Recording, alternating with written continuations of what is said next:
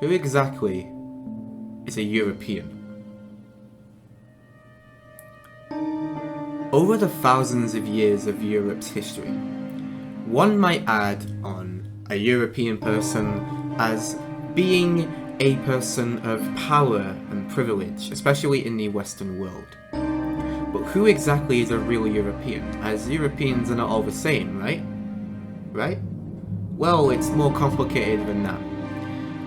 As many people like to add on, as Europeans are very different, as well, you might add that each European ethnic group has its own history and are different to each other. It's actually a lot more complex than that, and Europeans actually have quite a lot in common with each other. But first of all, we have to actually define what is a European person. And can we even define a European in that matter? Well, let me explain on, first of all, categorizing the continent that is known as Europe. You see, Europe is here, in this region here. However, Europe is not a continent. At least, is widely believed by scientists now is that it is a political construct. And what I mean by that is that it's a political continent. In other words, Europe is actually not its own continent, but it's actually a continent, part of a continent known as Eurasia. Eurasia is an extremely large continent, and we can see that Europe does not have its own borders, and we cannot simply sort of define Europe as its own thing. Eurasia is a massive continent, and that is what Europe is. Europe is part of Eurasia. It's not its own continent. And many scientists believe this or have a wide distribution of this now, but keep in mind that this is a theory, as the political identity of Europe is still to this day used as a continent in both history, geography, even fucking physics. They use it as a continent. So don't take this information as this is confirmed.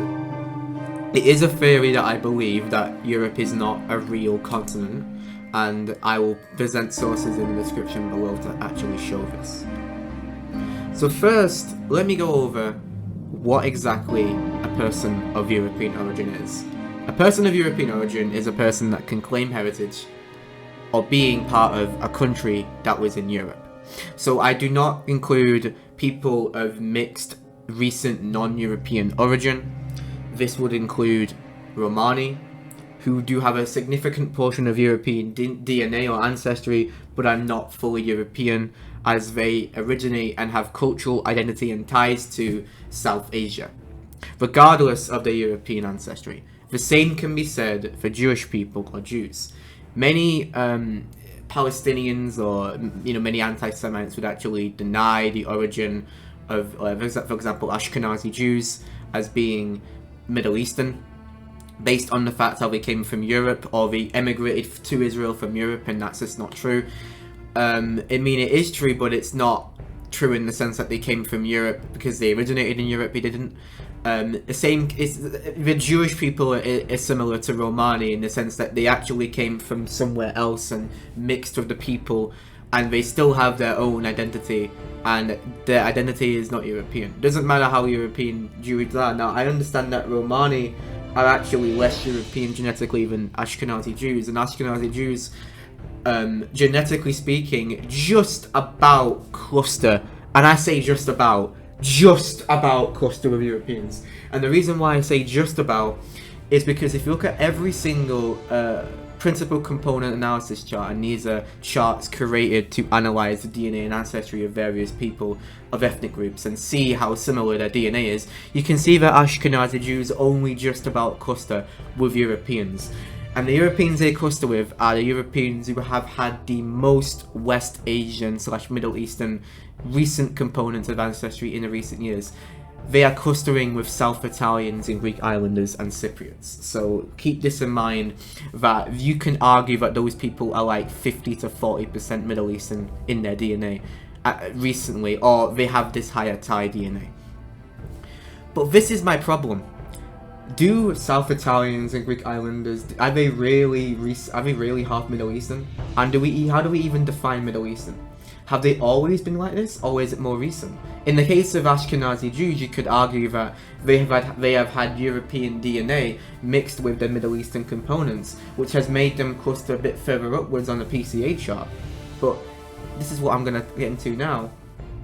Who were actual Europeans? Who were the first Europeans? Who were the pure Europeans? Who were and who is a European person?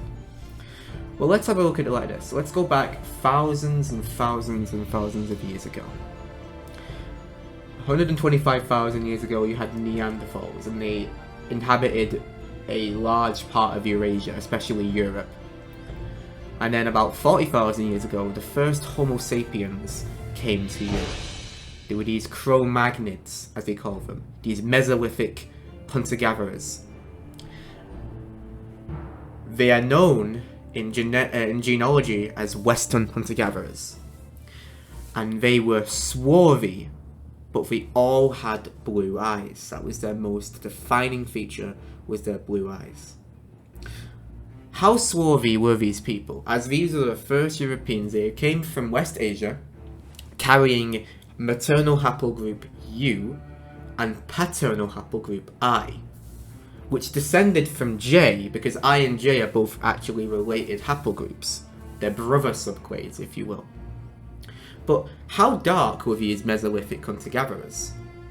Well, many people like to exaggerate how dark they were. They were dark because they did not have the same genes, at least most of them. Most samples we have of Mesolithic hunter-gatherers from Europe did not have the genes for light skin that people such as the Indo-Europeans and the Anatolian farmers had. So this has led geneticists to believe that they were very dark. Some geneticists for that matter, but they were not as dark as, for example, as being portrayed here. Many people like to use the fact how they did not have the genes for light skin to determine that they had a pigmentation that was similar to a sub-Saharan African, which is not true at all, because East Asians do not carry the genes for light skin, but East Asians are not part of a sub-Saharan African genetic pigmentation or background. The reality of the pigmentation of Mesolithic Europeans is more accurately displayed here, or what I'm showing you right here, is that they would have been quite swarthy, sort of a dark olive complexion, similar to an Arab or a West Asian, and also a North Indian person, but none of which their pigmentation was not very dark brown, as Cheddarman has been presented here. However, what I will say is that there is actually some evidence that points to the fact how some Mesolithic Europeans could have been this dark. But this does not make a lot of sense, because we all know that pigmentation evolves through climate, or has done, and we can prove this by looking at even maps of people, that pigmentation is widely dependent. Natural pigmentation is widely determined by your genetics, yes, but it's also thousands and thousands and thousands of years of evolutionary adaptation. Now, I understand that Europe was a little bit hotter back then because it was just came back from the Ice Age, but it was nowhere near as hot as a sub-Saharan African country. So there's no way that they were all as dark as Cheddarman. No way. That doesn't make any sense. So these Mesolithic Europeans, they came from West Asia 40,000 years ago, and then they spread all around Europe, and they were in Britain about 9,000 to 10,000 years ago, and they were all over the west of Europe. With these hunter-gatherers, you also had their genetic cousins, the Eastern hunter-gatherers, and these people had a unique component. They were different to the Western hunter-gatherers because the Eastern hunter-gatherers actually had the genes for light skin. Now, these Eastern hunter-gatherers, they did not have blue eyes. They actually all had brown eyes, or maybe green eyes. But none of them had blue eyes because they did not have the same genes as the Mesolithic Europeans did. These Eastern hunter-gatherers had a mixed pigmentation, so some were light-skinned, some were sort of intermediate. So that is basically what all of the, what I'm going to get into now, the Indo-Europeans and Anatolian farmers were, light-skinned and intermediate skin. So we have this little thing here that shows a migration of sorts. And this migration pattern shows the migration of Western hunter-gatherers. So 40,000 years ago they came from West Asia. And then you have migrations from other peoples I'm going to get into in a moment. So the Mesolithic Europeans and the Eastern hunter-gatherers, the Western and Eastern hunter-gatherers, they were not that far away from each other genetically. On principal component analysis charts you can see that they're quite related, but they are not the same. So the Eastern hunter-gatherers, they pretty much had sort of brunette hair, maybe some were dark blonde, some probably were actually blonde.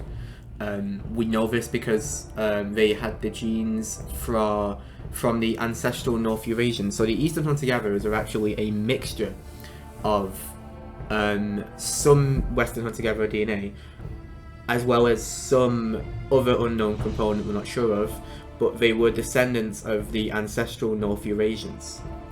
And some of them, only a small percentage of them, had the genes for blonde hair. Because back then, virtually no person in the world had blonde hair. Back then, nobody, like virtually nobody. And the ancestral North Eurasians, they would have looked something along the lines of this, on average. And the blonde ones would have looked something along the lines of this. And they descended from them. And some of the Mesolithic DNA, some of them, they migrated to the west, and then they went into Scandinavia, parts of northwest Russia, and they acquired sort of a more Caucasoid or West Eurasian phenotype, but not fully yet. And yeah, they basically had these genes for light skin, but also for blonde hair too, but none for blue eyes.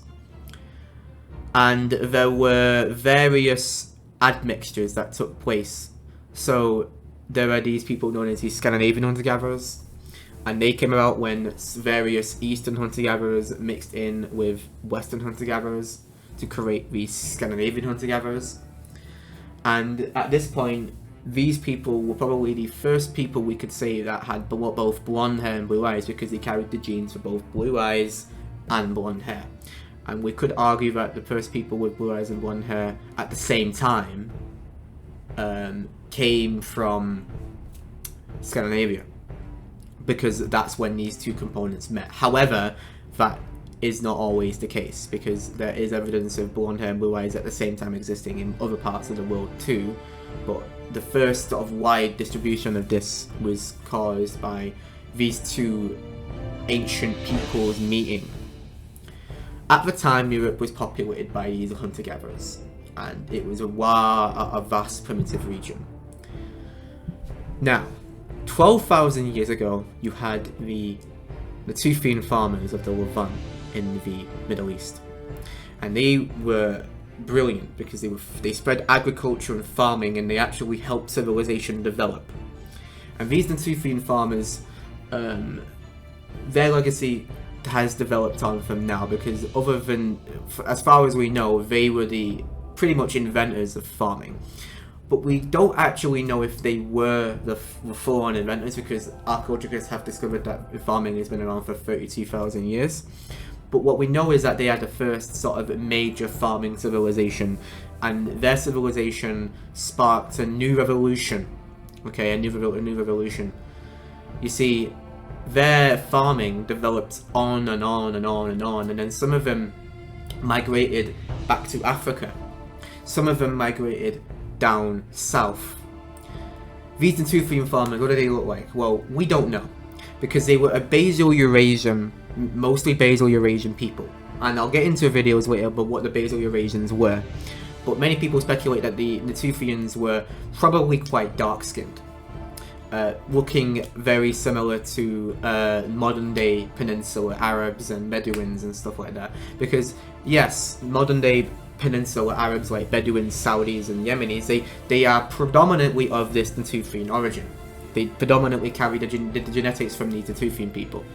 But we simply just don't know, because phenotype does not always correlate with genotype. Peninsula Arabs have had a lot of South Asian and even African genetics in their blood, and also there's also the climate to add in there as well. You see, the Natufians inhabited a Mediterranean climate, whereas Peninsula Arabs inhabit a lot a very, very hotter climate than that, and they could have also adapted to that climate. So we simply don't know what they look like. But one can have speculations as to what they look like, and we're going to get in that in this video. So these Natufian farmers, some of them spread up in the north as well, and some of them went down to Africa. The ones that went down to Africa mixed in with some of the Nilotic peoples at the time, what we consider Nilotic peoples, the Dinka, and formed what we know today as the first Horn Africans. Horn Africans, Somalians and Ethiopians, have a very interesting phenotype because they are not purely sub-Saharan African. On DNA tests they might score pretty much 100% sub-Saharan African, but anciently they're not pure. And you can see this in their phenotype, as they have what we consider to be, or what anthropologists consider to be, a Caucasoid skull. But we don't use this outdated anthropology anymore. We used the more modern term as a West Eurasian skull, so a dolichocephalic skull that is not the same as other Africans. And many of them even have straight noses. Some of them even have what we deem to be like, you know, hooked and Semitic noses. Many of them even look like a very dark-skinned Arab. So why is this? This is probably because that, you know, anciently, if you look at the samples and, you know, G25 and all that, we can actually determine that these people were actually anciently mixed between these farmers, these Natufian farmers. So this is where we see the spread of haplogroup E1b1b, as what it is believed is this haplogroup actually came from West Asia, and it migrated back into Africa with the spread of the Basal Eurasians, as we believe that the Basal Eurasians carried this, and they were not sub-Saharan African in phenotype, by the way. These Basal Eurasians, they carried E1b1b, and they're some of the first people that, again, the Natufian farmers, again, were a sort of a mixture between other unknown components, but also megalithic people from North Africa, the Ibero-Mauresians, who were also Basal Eurasians that also had light skin and also carried haplogroup E1b1b. And then some of them migrated that to the Levant, and then there we see the spread of more of this haplogroup. But haplogroups are very complicated, so we're not going to get too much into that.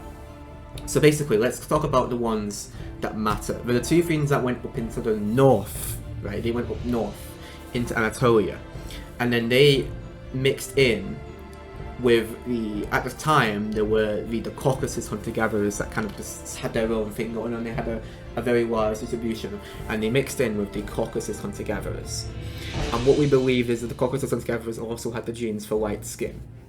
But we still don't know if the Natufians also had this gene. What we know is that the Ibero-Mauresians also had the genes for light skin, so we can also speculate that all of these people had light skin or the genes for it, so there's no debating there at all. What we know is that the first Anatolian farmers were created through this fusion, okay, through this fusion of these two peoples. And then some of the Anatolian farmers, they mixed in with some of the Western hunter-gatherers to create a new genetic sort of people that geneticists call the early European farmers, sometimes called ENF or EEF. And these early European farmers, they had both the genes for blue eyes and light skin now, and they spread up all around Europe at the time, mixing in and pretty much genetically replacing these Mesolithic hunter-gatherers. What happened mostly was the men took a lot of the women, the Mesolithic men, and bred with them, pretty much bred with them. And this caused a lot of fusions between various peoples.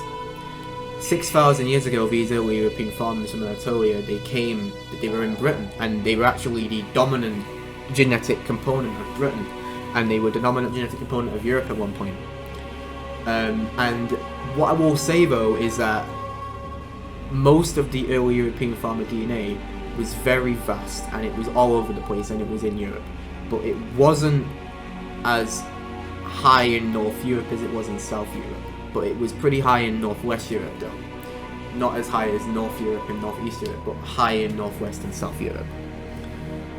And then, for about thousands of years, you had these different, they built various things, and they constructed various artifacts, and they had a lot to offer. But they are not the last component of Europe. The next people we know are Indo-Europeans. what we call Indo-Europeans. These people were known as the Yamnaya, and they were a genetic mix or fusion between these Eastern hunter-gatherers and the Caucasus hunter-gatherers.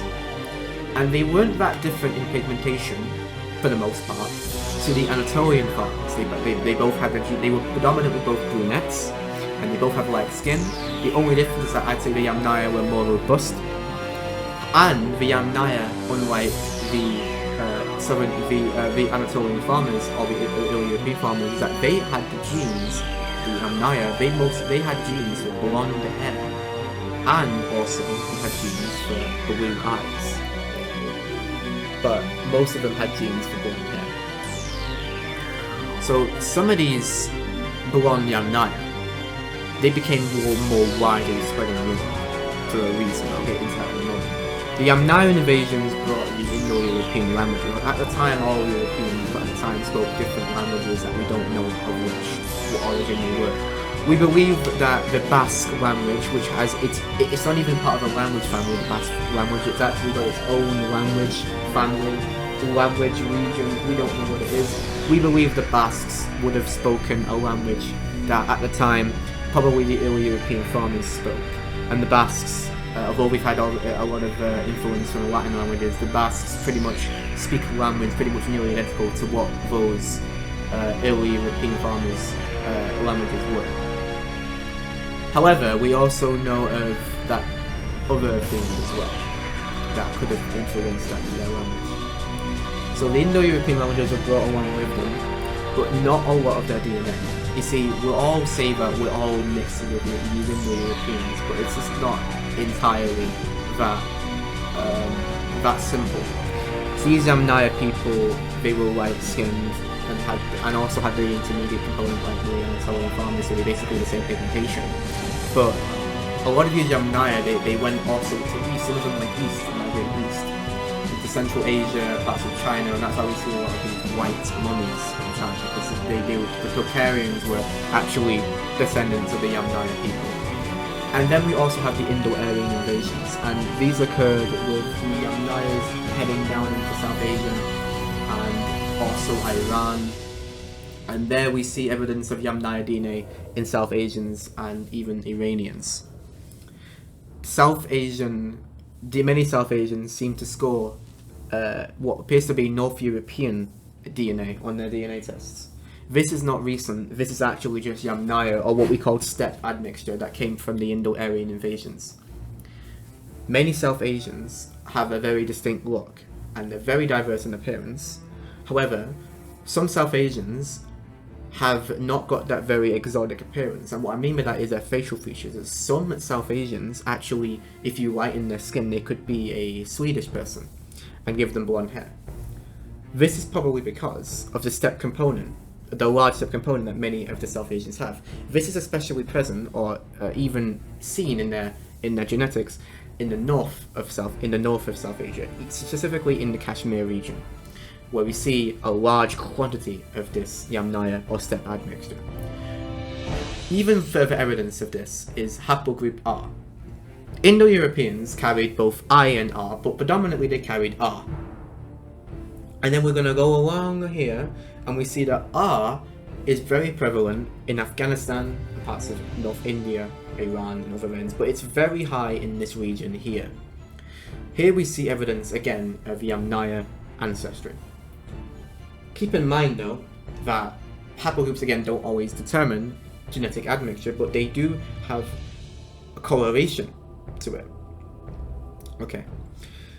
But let's get into the haplogroups that Indo-European farmers had. What did they have? Well, we know that they carried G, haplogroup G, which is a Neolithic haplogroup. However, not all of them carried G, as many of them also carried other haplogroups as well.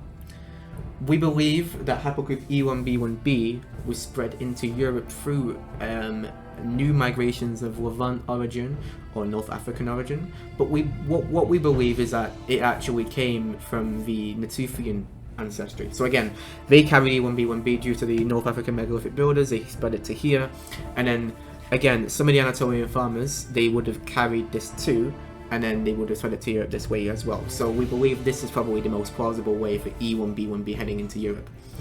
Now, because E1b1b is such a very wide haplogroup and widespread, we have different sort of components for this haplogroup. E subclades, there are basically three. EM83, which is prevalent mostly in North Africans. EM123 is present mostly in Middle Easterners, West Asians mostly. And it is actually the most common subclade of E1b1b found in Ashkenazi Jews, as well as other Jews or Levantines and whatnot. And EV13, which we could speculate is the European subclade of this haplogroup, because this mostly, from what we can look at here, this haplogroup is found more in Europe than any other region on the planet. The people that carry EV13 the most appear to be Albanians, who are predominantly of this haplogroup. It's EV13. They have other haplogroups too, such as J2, which again, some of the early European farmers carried, due to the Irano-Caucasian output, as they had that Caucasian hunter-gatherer DNA, and some of them carried J2. And they also have R1b, again, which is the Indo-European stuff, is the Yamnaya haplogroup. So we can see that these are the haplogroups mostly that early European farmers had. G, J, and E. Some would have had R, some would even, for God forbid, would have had I, but most would have been G, E, and J. Okay? So these are the three main components of Europe. Europeans descend from Mesolithic hunter-gatherers, Anatolian farmers, and Yamnaya pastoralists or Indo-Europeans. Now, Mesolithic European DNA is present in pretty much everywhere in Europe, but none as high as the north of Europe, specifically the Baltic region, where it reaches its highest altitude. Yamnaya DNA, or admixture, exists everywhere, even more so than Mesolithic. Again, it exists in high quantities in South Europe, 30%, 40% even in many Southern Europeans, but it does not reach as high, again, as in Northern Europeans. They descend mostly from this. Southern Europeans predominantly descend from those Anatolian farmers. And this makes sense both on phenotypical levels as well, as Northern Europeans have more genes for blonde hair and blue eyes, and this makes sense because we know that Yamnaya had the genes for blonde hair, and we know that Mesolithic Europeans had the genes for blue eyes. And what we know that Anatolian farmers, or the early European farmers, look like this is an example of what they look like here, as they had light skin or fair skin, as well as intermediate skin, but they had a light skin and dark hair and dark eyes, just like modern day Southern Europeans, modern day Mediterraneans. So, we know that Southern Europeans also carry this, and many South Europeans are blonde and blue-eyed, but most appear to be dark-haired. And the same can be said for Northern Europeans. We have a lot of this Neolithic component too. Again, admixture does not always determine other things. Again, this Yamnaya male here looks like a more robust South European, because their pigmentation wasn't too different to the Anatolian farmers. But what we see is a lot of North Europeans looking no different to South Europeans, and a lot of South Europeans looking no different to North Europeans. And this is again due to the very similar genetic admixture and origin that all Europeans have, as we all have genetic similarities. However, what I will state is that there is different ties. You see, there are two kinds of Anatolian farmers. The Anatolian farmers that mixed with the early European farmers, and the Anatolian farmers that didn't. They did just remain both descendants of those Natufians and Caucasus people. The problem with the early European farmers is that although we all have ancestry from those people, the people that carry this DNA the most appear to only be Sardinians. And we can see this from both a genetic level as well as admixture, as they're very distinct. And yes, by the way, Sardinians are not Italians, they are their own people, and they descend from a whole different component. Now, Sardinians have their own language, however, it is very similar to Latin. But Sardinians were always a specialised group of people that always had their own cultural and genetic similarity to each other. The closest people to Sardinians are Basques, because they seem to have that sort of West Med shift. This is West Med, what we're talking about here. We see this on GEDmatch. What we see is West Med is this here, this early European farmer component. This is basically WHG plus Anatolian farmer. Now, what does Anatolian farmer DNA ancestry admixture look like without this West Med output? This is East Med. East Med pretty much exists, well, mostly in the East Mediterranean, but all East Meds have West Med DNA too. We see this on GEDmatch as well. But it reaches its highest distribution in Cyprus and the Levant, but more specifically Cyprus, as the Levant has had other genetic outputs such as West Asia and even some from Arabia and all that. So, with that being said, who exactly are the people that carry the most East Med? Well, this is what I'm talking about. This is where we see the South Italian and Greek Islander thing.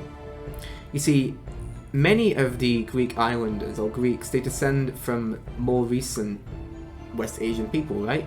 Well, kind of. The Minoans came from the Levant, and the Mycenaeans were from where they were from, sort of the steppe. But again, they were not predominantly descended from those steppe people. They were predominantly of those Anatolian farmer stock. But many of the Greeks and South Italians, they carry Anatolian farmer-related ancestry that isn't West Med orientated, but is actually East Med orientated. This is why they've always clustered more south. The reason why Greek mainlanders cluster more northward on a PCA chart compared to Greek islanders, and why North Italians and Albanians seem to cluster more towards the north, okay, is because of Slavic admixture, or Germanic admixture in the case of North Italians, which has basically made them go up a bit in terms of the PCA scale. It's also the reason why many North Italians and Albanians have this very high distribution of light hair and eyes. So this is very prevalent in other Southern Europeans too. We see this in Iberians, Spaniards and Portuguese people, who are also of a very high stock of Celtic ancestry. Very high, in fact, because they descend from bell beakers as well as the farmers. And we see this in Welsh people too, that a lot of them seem to look no different to Iberians, or again, that Southern European look, because they have a lot of ancestry from that stock. I'll say though that Welsh people do not have as much as Iberians, but what I'm going to say, I'll show you right now, is the ancestry component of British people, mostly. And we all have it, you'll see that English people are not scoring farmer, but English people do have farmer DNA. It's just that it's so low in comparison to the others, right? It's not prevalent. It's about 20% in English people, but for Welsh people it's a bit higher to the point where it actually shows a bit. So you can see Welsh people, even from an autosomal point of view, you can see that they descend a lot from the bell beakers, but less from Anglo-Saxons. So they are their own specialised group. And it's the same with Iberians, and the same with South French, because South French are actually, especially from the region of Provence, they're actually more southern shifted than Spanish and Portuguese people are, which is pretty interesting, because South France is more north. But yeah, they seem to be more south or east shifted than Spaniards and Portuguese people are. So, with that being said, this is probably the main reason why South Italians and Greeks are very similar to Ashkenazi, as they have a large quantity of this steppe admixture as well as this Anatolian farmer output, but also this Levant, Natufian related output as well as this Mesopotamian and Iranian output as well. Ashkenazi are a little bit more south-shifted than South Italians and Greeks, but they definitely overlap with them. So, this again might also be the reason why South Italians and Greeks look similar to the Jewish people such as the Ashkenazi, because they're genetically very similar. But again, genetics don't always correlate with genotype or phenotype, because we see many Greeks and South Italians and Ashkenazi with light hair. Zuckerberg, for example, is Ashkenazi, but so is Sacha Baron Cohen, and so is Flora Lichman, for example. both Ashkenazi. Or look, many Greeks and Slavs have very diverse looks, same with Jews. But same with people from the Levant in general. This is where the definition of white sort of comes into play.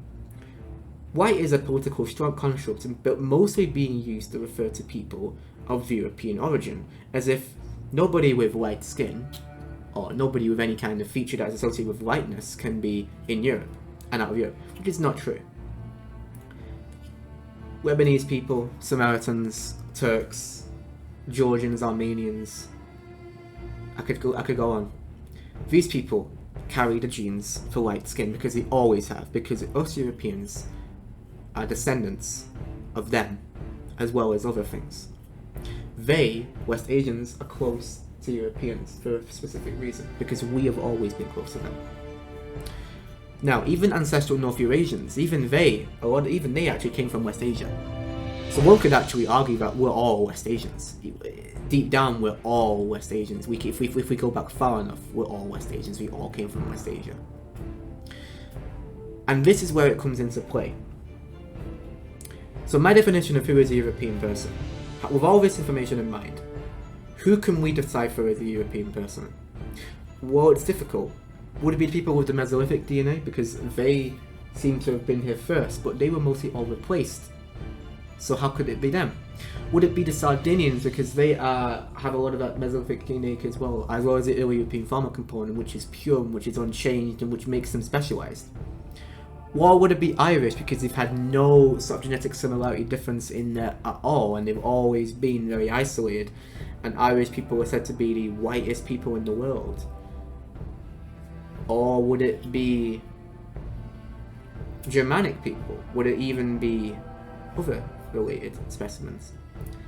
The definition of European is very difficult to sort of decipher, as we are all mixed between various people, all mixed with each other, and it's very difficult to decipher this definition of Europeanness. What I will say in this, to conclude this, is through all of the information we see here, we can safely say that in order to sort of determine if someone who is of European origin, we have to determine that they are all of these mixed three components, the only fair way. So we could somewhat decipher a European person if we use the modern definition of all Europeans being mixed, even though the South and North difference is in the cause of the North having more Yamnaya and the South having more Anatolian. But we could still say that we're all so similar because we all have the same shit. We all have the same DNA. We all have the same admixture. And that's pretty much as simple as that. I'll leave it for the comments to decide on, who is a real European, who is the most European, and who is not as European as each other. Thank you for watching.